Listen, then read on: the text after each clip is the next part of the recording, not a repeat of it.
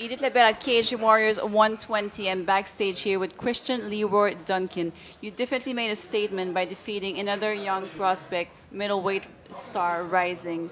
And obviously it was a great performance and then came the stoppage. What are your thoughts exactly? I think with the fight, it kind of went how I expected. Watching Will's previous fights, I could see that he's a very strong grappler, strong wrestler, very technical too. So the start of the fight, he come out as expected, shot him for the takedown, and we kind of exchanged back and forth. He wasn't as strong as I thought he was in the clinch, so I was able to use my own strength against him to turn him around. A lot of back and forth. He's very technical. He turned me out. Back to the center, a few more exchanges, and he got a nice takedown. Took me down, had my back against the cage for probably the last minute and a half of the first round. Second round, back to the drawing board, came out. Had to change up the plan. So I thought I'd come out strong in the second and see how he would react. So I came out. I noticed he was covering up quite tight at the top, so I managed to slip a knee through the middle. Caught him, he seemed to be rocked, stepped back into the cage. I come and peppered him with a few shots. He went down, but then at the same time I could feel him pushing onto me, so I just kept peppering and peppering and peppering. The referee come in and stopped the fight there. Obviously his decision, he thought that he was in a bad place. I could feel Will still pushing, I could see he was still aware, but end of the day, referee's decision. But all props to Will.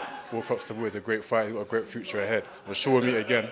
100% I'm sure we'll meet again. Yeah, so you would be happy to run it back? 100%, of course, of course, of course. And you have an extensive amateur background, and I spoke with your coach, Mark Weir, and I asked why exactly you waited so long to turn pro, and he explained how he described it as your apprenticeship, and the longer you take, the better you are when you turn pro, which makes sense, right? And how glad are you when you're looking back that you followed this lead? Yeah, 100% I believe I made the correct decision in waiting out a bit longer to turn pro. My main reason was fighting here, there's obviously a certain style we have within our own region in the UK. I went to the IMAFs in the world, so there you're fighting guys from all over the world. And each guy you fight is a very different style. So we're taking this 5 years down the line. By the time you're at UFC level, you're going to be fighting these guys from around the world.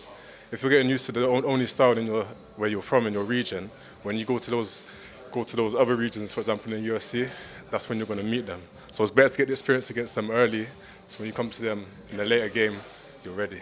It definitely paid off. And where do you see yourself in the next year or two? Next year or two. Still within Cage Warriors. I just want to keep growing, keep developing within Cage Warriors. I still got a few things I need to iron out. Just keep growing, and then we'll see where we're at. But definitely at the top of Cage Warriors within the next year or so.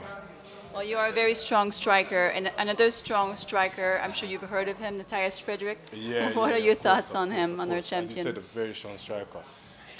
People might not think it, but technical still. I see he's very technical. He thinks through what he's doing. I think people sleep on that a bit, and that's why he could catch them, as I've seen in his fights. But definitely a very strong opponent for the future. I look forward to getting to that level ready for him.